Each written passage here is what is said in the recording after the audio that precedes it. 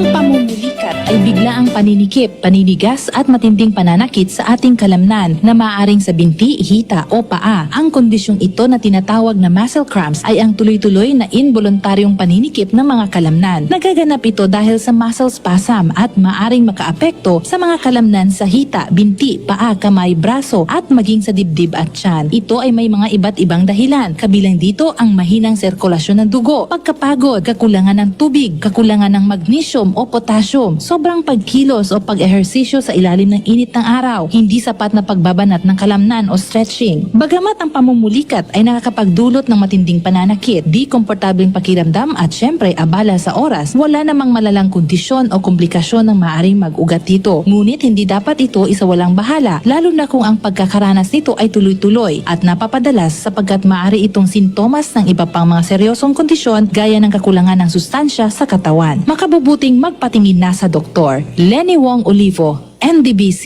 Bida Balita.